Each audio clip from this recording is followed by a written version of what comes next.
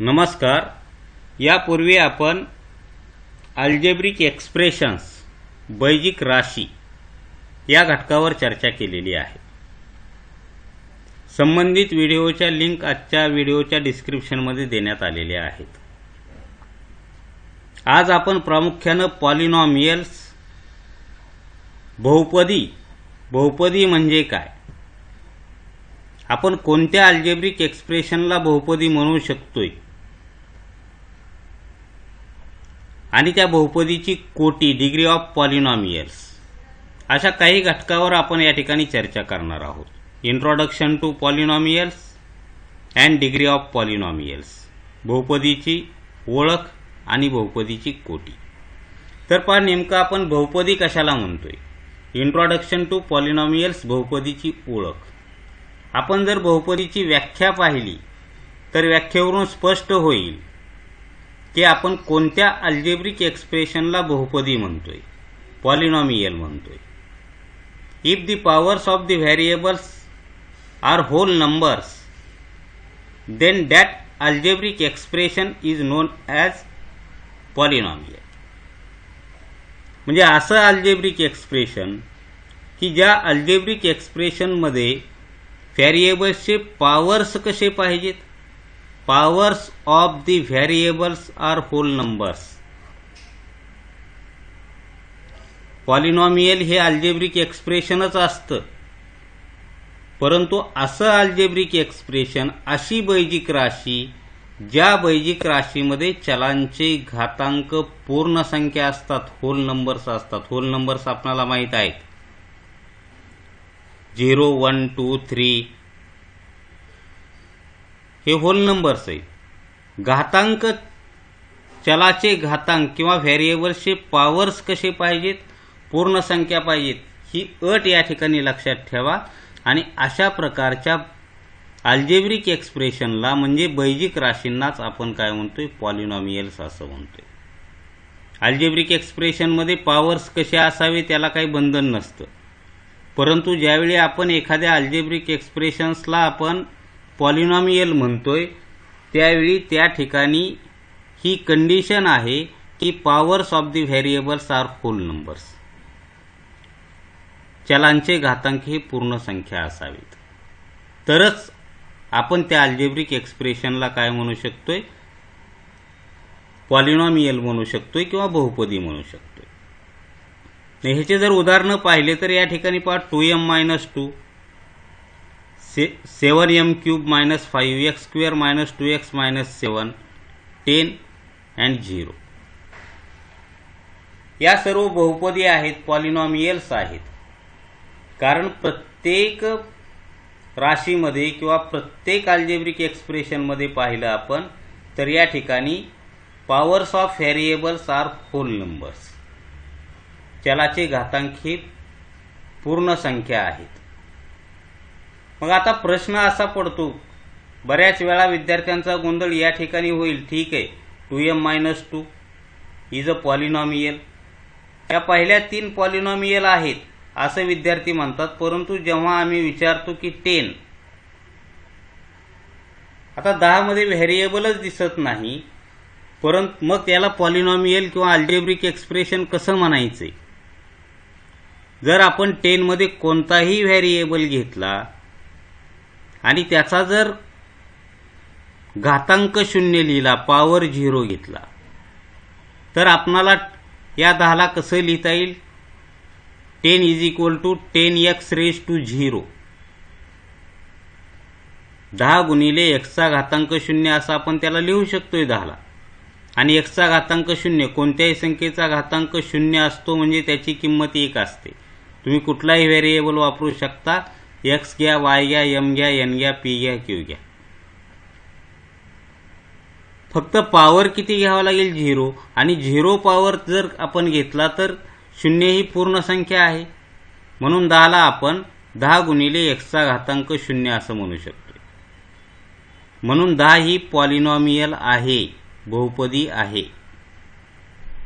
त्याच पद्धतीने शून्याचा जर विचार केला तर शून्यासोबतही आपण कोणताही चल घेऊ शकतो आणि चलाचा घातांक काहीही घेऊ शकतो. शेवटी किंमत काय होणार आहे, शून्य. फक्त एक अट या ठिकाणी लक्षात ठेवायची, चलाचा घातांक हा पूर्ण संख्या पाहिजे. शून्याच्या बाबतीमध्ये आपण पूर्णपणे जरी विधान करत नसू तरी सुद्धा शून्य ही बहुपदी आहे. कारण शून्यासोबत आपण x घेतले, x चा घातांक 100 घेतला, त्यावेळी त्याला आपल्याला काय म्हणावं लागेल? पॉलिनॉमियल म्हणावं लागेल, बहुपदी म्हणावं लागेल. ज्यावेळी आपण डिग्री ऑफ पॉलिनॉमियल्स पाहणार आहे त्यावेळी त्याचा विचार, शून्याचा विचार हा थोडा आपल्याला वेगळा करावा लागतो. तर या ठिकाणी बहुपदी कशाला म्हणायचे हे लक्षात आल्यानंतर आपण या ठिकाणी पहा की 10 असेल, 0 असेल, यांना आपण स्थिर बहुपदी म्हणतोय. Constant numbers can be called as constant polynomial. जे स्थिरांक आहेत त्यांना आपण स्थिर बहुपदी असं म्हणतोय. स्थिर संख्या, स्थिरांक, त्यांना आपण स्थिर बहुपदी असं म्हणतोय. आणि या स्थिर बहुपदीची वेगवेगळी उदाहरणं आपण या ठिकाणी सांगू शकतोय. -10 असेल, 1/2 असेल, 23, 0, √7. आणि आपण यापूर्वीच्या व्हिडिओमध्ये पाहिलेलं होतं चल कशाला म्हणायचे, स्थिरांक कशाला म्हणायचे, कॉन्स्टंट्स अँड व्हेरिएबल्स. त्याच्यावर आपला एक सेपरेट व्हिडिओ आहे. मग ठीक आहे, आपण आणखी काही या ठिकाणी उदाहरणावर चर्चा करू. आता या ठिकाणी त्यापूर्वी आपण या ठिकाणी उल्लेख करू, 0 is also a constant polynomial. शून्याला सुद्धा आपण स्थिर बहुपदी म्हणू शकतो. या ठिकाणी आपण एक्झाम्पलमध्ये ते दाखवलेलं आहे.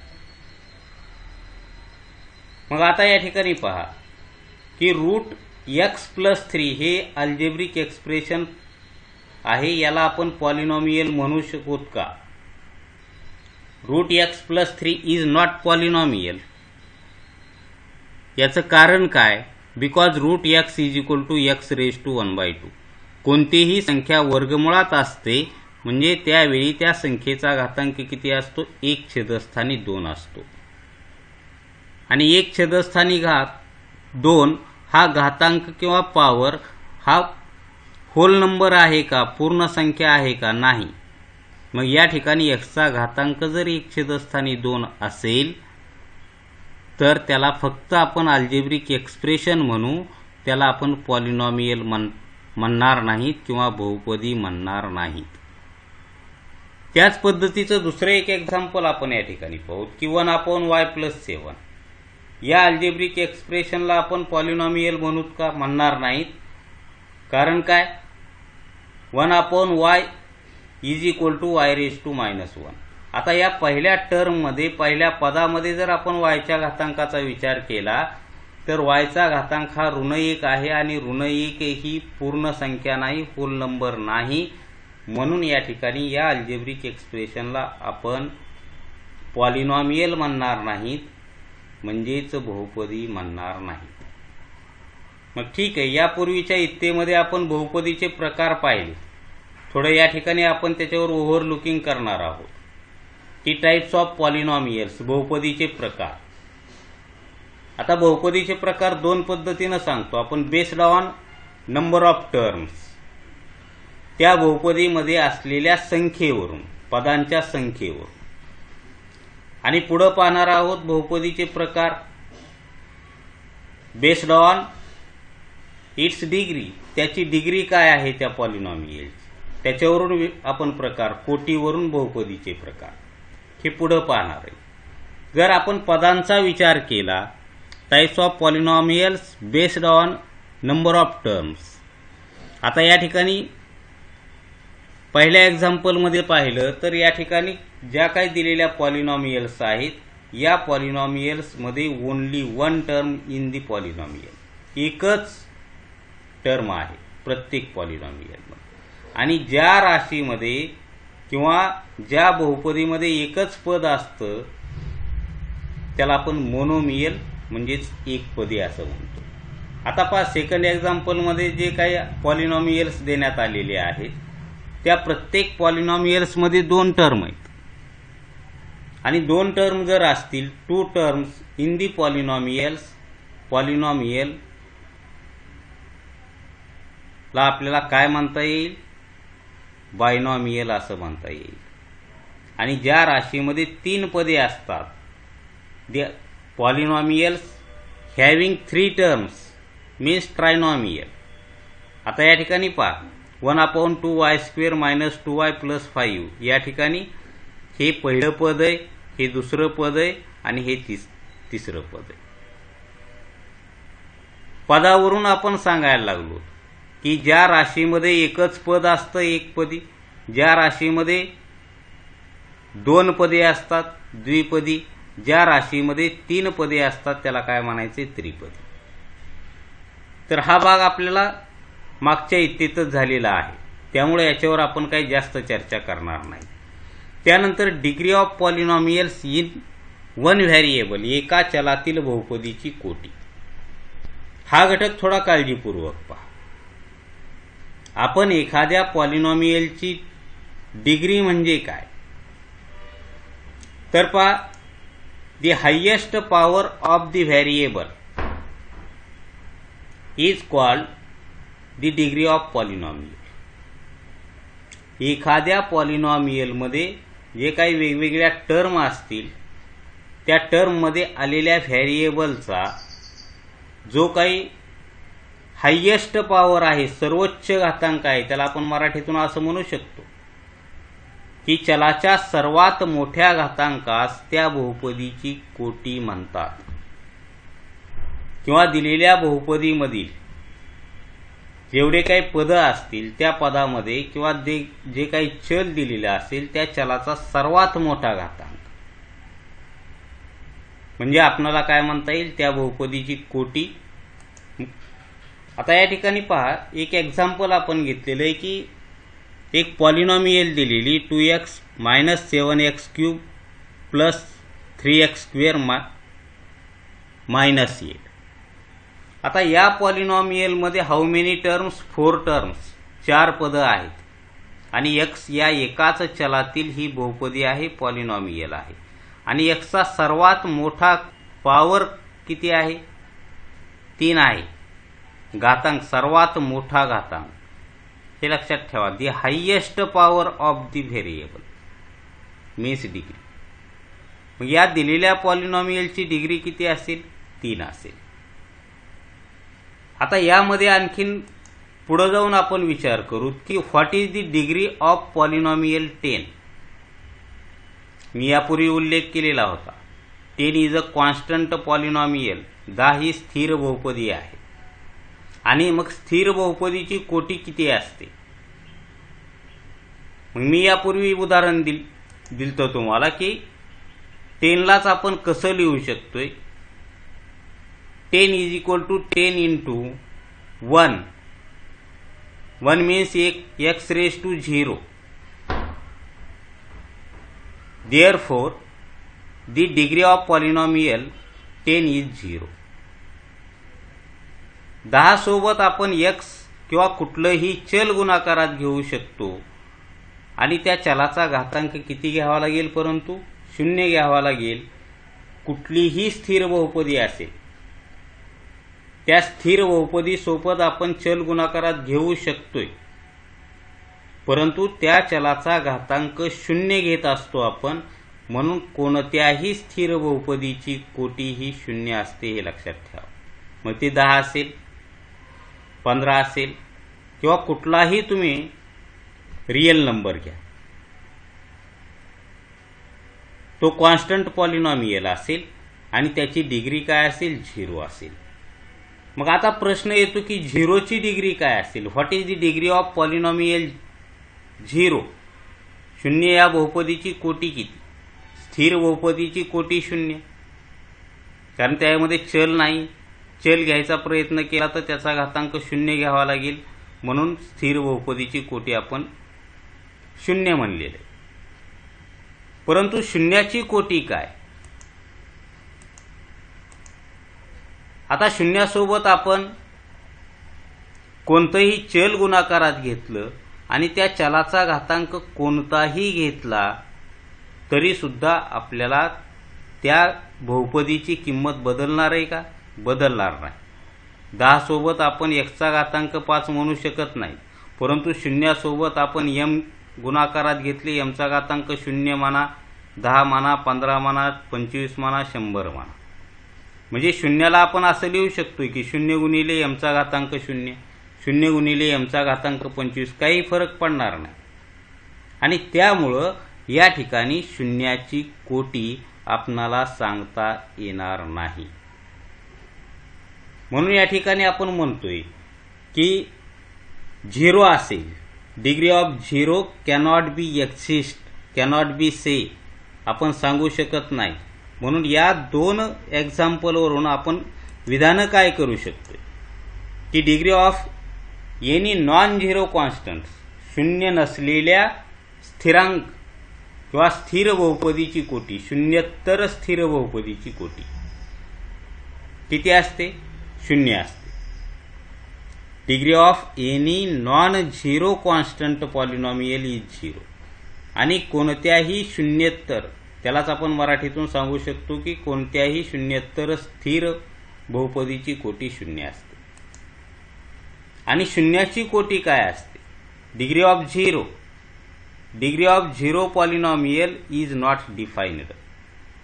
शून्य बहुपदीची कोटी निश्चित करता येत नाही. तर आपणाला लक्षात आलेलं असेल की बहुपदीची कोटी डिग्री ऑफ पॉलिनॉमियल कशाला म्हणतो. एवढंच लक्षात ठेवा, the highest power of variable is called the degree of polynomial. Highest power of the variable, सर्वात मोठा घातांक. स्थिर बहुपदी असेल तर कोटी काय असेल? 0 असेल, परंतु शून्यत्तर नॉन झिरो कॉन्स्टंट पाहिजे तो. कारण झिरोची कोटी किंवा शून्याची कोटी आपणाला सांगता येत नाही. Degree of 0 polynomial is not defined. थोडा अभ्यास केल्यानंतर आपल्या लक्षात येईल किंवा सरावाने या गोष्टी आपणाला कळून जातील. यामध्ये अवघड असा कुठलाही पार्ट नाही. आता यानंतर आपण एकापेक्षा अनेक चले जर असतील, degree of polynomial in more than 1 variable, एकापेक्षा अधिक चल असणारी जर पॉलिनॉमियल असेल, बहुपदी असेल, तर त्याची डिग्री काय असेल, त्याची कोटी काय असेल. तर हे थोडं लक्षात घ्या की एकापेक्षा अनेक चल असतील, व्हेरिएबल्स एकापेक्षा अधिक असतील, त्यावेळी आपण हायेस्ट पॉवर कोणता घ्यायचा, कोणत्या चलाचा घ्यायचा. त्यासाठी या ठिकाणी आपणाला सांगितलेली दी हायेस्ट सम, सर्वोच्च बेरीज घ्यायची आपणाला. The highest sum of the powers of variables in each term of the polynomial is the degree of polynomial. आता या ठिकाणी हे एक्झाम्पल घेतल्यानंतर आपल्या लक्षात येईल की या एक्झाम्पलमध्ये जी काही पॉलिनॉमियल देण्यात आलेली आहे ती कोणती आहे? 3m³ n⁶ plus 7m² n³ minus mn. आता how many terms? Here 3 terms. आता या 3 पदामध्ये आपण चलाच्या घातांकाची बेरीज करायची. आता पहिल्या टर्ममध्ये जर पाहिलं तर 3 + 6 सम ऑफ पॉवर्स 9 यायला लागली. दुसऱ्या टर्ममध्ये 5 येते, तिसऱ्या टर्ममध्ये 2 येते. मग यापैकी हायेस्ट सम कोणती आहे? 9 आहे. म्हणून आपण या ठिकाणी या दिलेल्या पॉलिनॉमियलची डिग्री किती आहे म्हणतोय आपण? 9 आहे असं म्हणतोय, 9 आहे असं म्हणतोय. त्यालाच मराठीतून आपण असं म्हणू शकतो की बहुपदीमधील प्रत्येक पदामध्ये, हे अतिशय महत्वाचे, इन ईच टर्म, प्रत्येक पदामध्ये असलेल्या चलांच्या घातांकाची जी बेरीज आहे त्या बेरजेपैकी जी बेरीज सर्वाधिक असते त्या बेरजेस आपण त्या बहुपदीची कोटी म्हणतो. तर अशा पद्धतीचे एक्झाम्पल सोडवून पहा, आपणाला लक्षात येईल. आता त्यानंतर डिग्री ऑफ पॉलिनॉमियल्स हे पाहिल्यानंतर मी यापूर्वी उल्लेख केलेला होता की types of polynomials based on its degree, बहुपदीचे प्रकार, कोटीवरून बहुपदीचे प्रकार कोणते. तर या ठिकाणी एका चलासाठीच आपण त्या बहुपदीच्या प्रकाराचा सुद्धा विचार करतोय, एकापेक्षा अधिक चल घेऊन बहुपदीच्या प्रकाराचा आपण विचार करत नाही, हे लक्षात ठेवा. आता या ठिकाणी प्रत्येक एक्झाम्पलमध्ये ज्या काही पॉलिनॉमियल दिलेल्या या वन व्हेरिएबल आहेत, एका चलातील आहेत. Types of polynomial based on degree. मग आता पहिल्या पॉलिनॉमियलमध्ये जर आपण पाहिलं तर प्रत्येक पॉलिनॉमियलची डिग्री किती आहे? 1 आहे. दिलेल्या बहुपदीमधील चलाचा सर्वोच्च घातांक किती आहे? समजा 3x उणे 1 या बहुपदीमध्ये x चा घातांक 1 आहे, त्या x चा घातांक 1 पेक्षा मोठा नाही, म्हणून त्याची डिग्री 1 आहे. आणि डिग्री 1 असेल तर अशा पॉलिनॉमियलला आपण लिनियर पॉलिनॉमियल असं म्हणतो, किंवा या ठिकाणी डिग्री 1 आहे. आता याचा जर स्टँडर्ड फॉर्म पाहिला तर ax प्लस बी या रूपात त्याला लिहिता येतं. ए आणि बी हे काय असतील? त्याचे कोएफिशियंट्स असतील, सहगुणक असतील. But A is not equal to 0. A 0 झाला तर व्हेरिएबल राहणार नाही, ती कॉन्स्टंट पॉलिनॉमियल होऊन बसेल आणि त्याची डिग्री 0 होईल. जर ए 0 झाला तर ती कॉन्स्टंट पॉलिनॉमियल होईल. म्हणून ही कंडिशन महत्वाची आहे की एक स्टँडर्ड फॉर्म जर ax प्लस बी असेल तर ए तुमचा 0 असता कामा नये. त्याच पद्धतीनं या ठिकाणी दुसऱ्या एक्झाम्पलमध्ये पाहिलं तर 2 पॉलिनॉमियल देण्यात आलेल्या आहेत आणि प्रत्येक पॉलिनॉमियलची डिग्री 2 आहे आणि डिग्री 2 असेल तर त्याला आपण क्वाड्रॅटिक पॉलिनॉमियल असं म्हणतोय. वर्गीय बहुपदी, लिनियर पॉलिनॉमियल, रेषीय बहुपदी. आणि तिसऱ्या एक्झाम्पलमध्ये पहा, डिग्री जर 3 असेल, पहा या ठिकाणी जे काही एक्झाम्पल्स देण्यात आलेले आहेत त्या एक्झाम्पल्समध्ये डिग्री ऑफ पॉलिनॉमियल किती आहे? 3 आहे.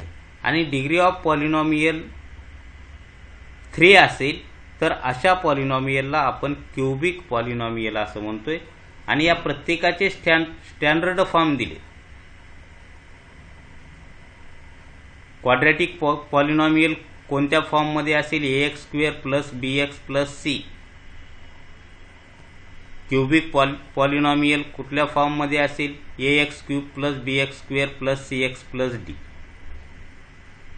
आणि प्रत्येकामध्ये आपल्याला सांगितलं a is not equal to 0.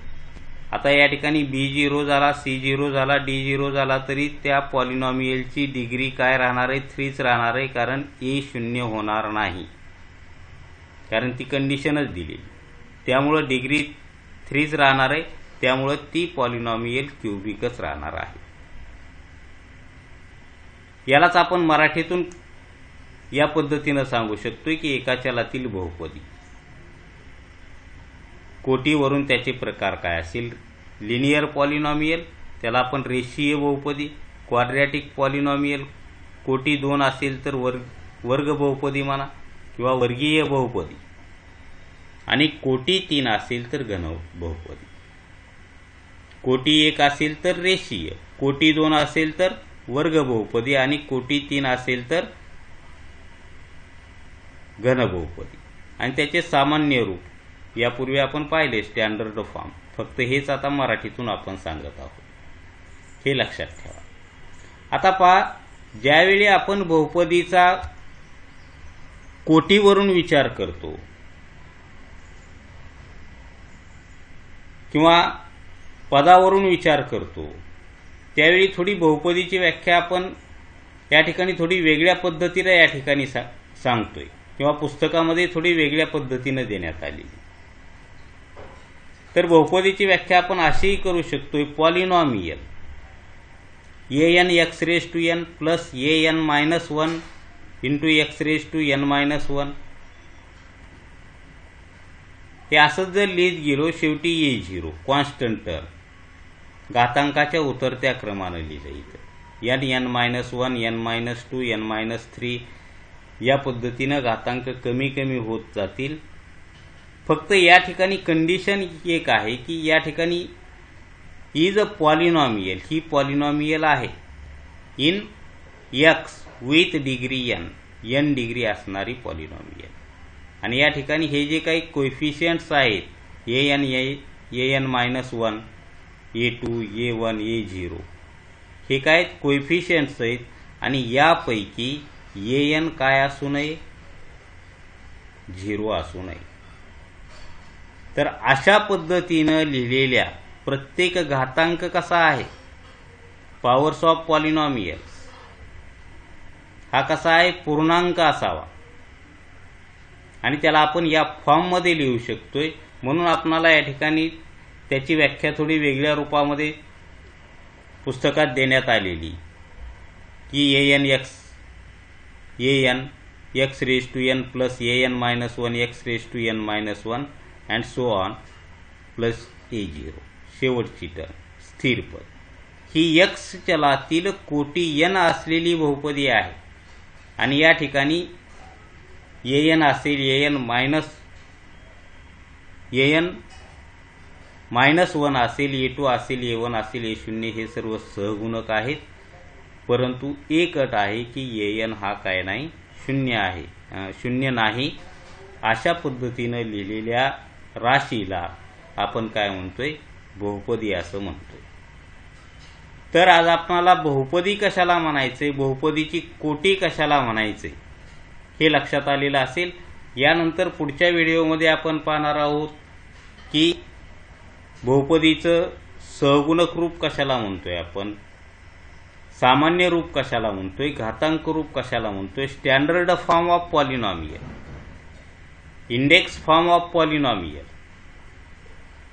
And coefficient form of polynomial हे आपण यानंतरच्या व्हिडिओमध्ये पाहणार आहोत. धन्यवाद.